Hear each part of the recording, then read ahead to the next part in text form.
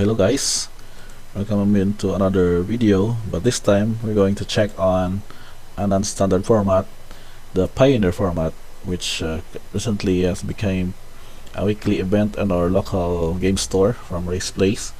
We do this tournament every Friday evening around 6 p.m. and currently there were about 8 regular players already, and I'm also planning to join that once I've perfected maybe completed my deck. But for today's deck discussion of this format, I'm checking on the big builds of the red deck wins or the mono red aggro in this setup, and check what cards are their main strategy and making them an efficient start up to the late burn in the dome setup. And with this list, I have this deck by Pepe Apple from MTG Preliminary. It was held last July 13th of this year. And for this virtual deck list of these cards, I start with checking on the one drops of the deck as compared in comparison later on with the another build from a different tournament or event. So we start with the 4 copies of G2 Lava Runner. We have Monastery Sphere as a common inclusion of the 4 also this, and also with the Soulscar Mage from Amonkhet. But this choice is probably making it inefficient because of several instant and sorcery cards in the build, which as base, I think this was from the Dominarian standard. In comparison of my observation of that build that time, the proper ratio of instant and sorceries to creatures are making this card efficient, which not only you can have it on the first turn, but maybe having in the second or third turn with the +1/+0 and haste also make copes up with its ability to become aggressive as early as possible. So usually with this build, you can have the first drop as the Swift Spear or Archmage, a Soulscar Mage, and then curve into some Pyromancers. You can also add Commando Faces Kakasan as the 1 drop because it adds a +1/+1 counter on the next creature spell you cast on its second saga, and as it flips, it also becomes a 2/2 haste creature. So another 1 creature added to your board, probably by your third turn. So with this curve, we can also go with the 2 drops of 4 copies of Vayashino Pyromancer. So it comes to 2/1, it comes to play, it deals 2 damage to target creature or planeswalker. So basically, having not only a 2 drop but also a bonus 2 damage on your second turn. So aside of that, we can also have the option of having the bird spell with Bonecrusher Giant's Stomp, in which you can deal 2 damage to any target, in which the damage can be prevented this turn. So this bonus, you can have to deal Stomp on turn 2 and then hardcast the Bonecrusher Giant from Adventure on turn 3. So having a 4/3 also a good curve in this one. And in support of the third drop, we also have 2 copies of Goblin Chain Whirler, wherein it is 3 to cost 3/3 first strike. It enters the battlefield, deals 1 damage to each opponent and each creature and planeswalker they control. So basically having a match up with tokens or random X1 creatures, you can basically wipe out their board by this combination with Chain Wheeler and maybe a few spot removals with Play with Fire or Wizard's Lightning. So speaking of which, 4 copies of each of these efficient 1 mana damage spells. With this bonus, you can have Scry 1. Wizard's Lightning also acts like a lightning bolt most of the time because of the having 2 less mana if you control a wizard. And then aside from that, we can also have card draw in terms of light up the stage, in which Spectacle for 1 lets you exile top 2 cards to library and you can play it until your next end turn. So having Spectacle, which means that if an opponent loses life this turn, you can have to cast it for its Spectacle cost. So basically one mana cost only after you've dealt at least 1 damage on your post-combat main phase. Then along with it, We'd also have 3 copies of Chandra Death to Kill. So this is also a gas for your deck. Exile top card delivery. If it's red, you may cast it this turn. And also bonus damage of when you add mana, deals more damage to up to one target creature or player. And if the long game becomes relevant, you're gonna have her ability of exile the top 5 cards of library. You may cast red spells from among them this turn.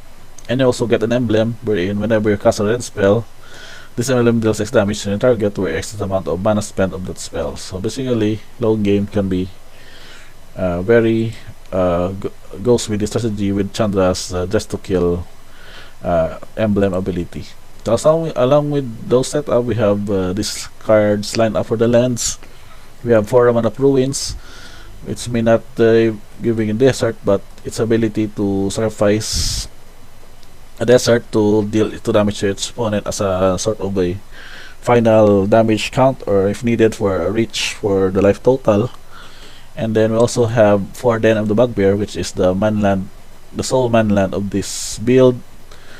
It can become a 3/2 red goblin creature that when it attacks, it creates a 1/1 red goblin creature token that's started attacking. So basically develops your board more when it's whenever it is activated and its attacks. And lone copy of Sokensan, Crucible Defiance, wherein you can channel 2 colorless spirit creature tokens if needed for more creatures that may go up with your attackers if need in the setup.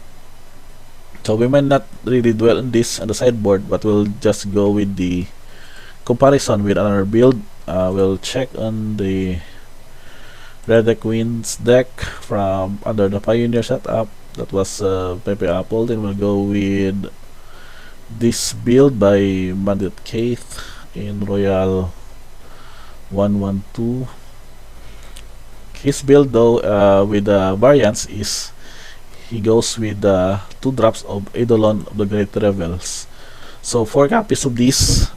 So we will check its ability. Whenever a player casts a spell with mana value 3 or less, it deals 2 damage to the player. It can be very fruitful to have this bonus damage, but at the same time can be at times disadvantageous to your setup, since most of your spells are also having a mana value of 3 or less.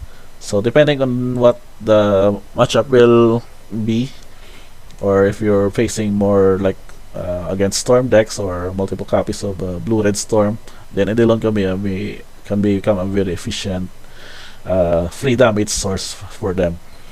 So 2 drops added to this Eidolon is Karzem, Skyship Raider. This also from Elder Revolt. So it's not really variable in the setup, but the bonus is that it can also create Ragavan, the popular monkey creature from Modern, in which it gets a bonus attacker. So having a 2/1 and 1/3, basically attacking for 3 damage on its turn, and also being first strike in menace can be relevant in dealing extra damage for multiple depending on opponent's board setup of creatures that can block it. So with this setup, we have the 4 copies of, the 4 drops. We have also Turban. As compared to the other one, they have no 4 mana cost in their build. This one has 2 copies of Turban, Thane of Breadfell.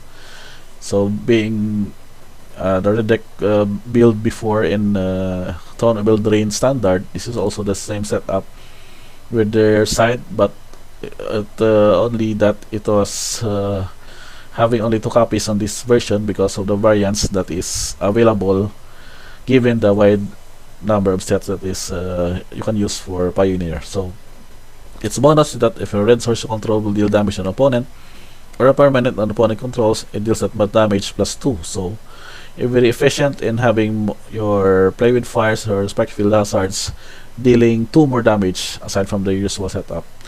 So with this build, also on their burn spells, there are also several variations like Skewer the Critics, 3 copies of this, because Spectacle is also very easy to achieve.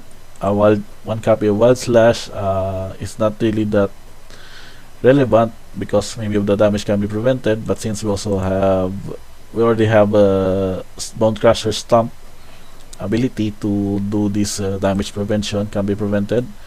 And the 4-drop along with Torbrand is Chandra Torch Defiance. So also a gas, exiling top cards delivery. Then if you don't cast that spell, that card from the top card, you may have Chandra deal 2 damage to its opponent. So bonus 2 damage, but it can also deal 4 damage to any target creature with its -3 ability. So the same setup, Emblem also will deal the late game setup for Chandra if left unanswered. But the main goal of the deck is also of course giving to deal as much as optimize damage early from turn 1 up to turn 3, and maybe finish the game by turn 4 if left unchecked. So the land lineup is still the same as compared with the 2. But the sideboard, there's also variants, but also having Ravaging Ferocidon, unlike the other build, more Searing Blood. Maybe this is sufficient also for other aggro decks or for a mirror match, and Rolling Vortex for free spells, like whenever a player casts a spell, if no mana is spent casting that spell, it does 4 damage to the player, and also having your opponents would not gain life this turn. So depending on the setup, if given that this wide format wherein you can really cover all of your matchups, I think going with the generic and straightforward sideboard is still a good strategy in order for you to be more efficient in those games in post sideboard scenarios. So overall, that is how the deck Red Deck Queens will be the look like and build in this Pioneer format. If you're considering to have this playing this already in MTGO or maybe in Magic Arena if possible, then I would suggest going wide. Though the first build is very aggressive, but I think that is vulnerable to several mass removals that are efficient against them, against red, obviously with the sideboard. But this is also if you're looking to be more efficient and having more features in the late game, then this build of Bandit Keth from Royal 112 is also considerably good against in those scenario and setup. So wrapping up this build, I do hope you like this mono red deck tech video for Pioneer, and archetype builds I might be able to discuss more as I dwell more in the format, more checking it and comparison, having a comparison with our local meta game and what our local players are also preferring to play, and then upcoming weekly Pioneer tournament in our area. Thank you for checking this video, and until the next time.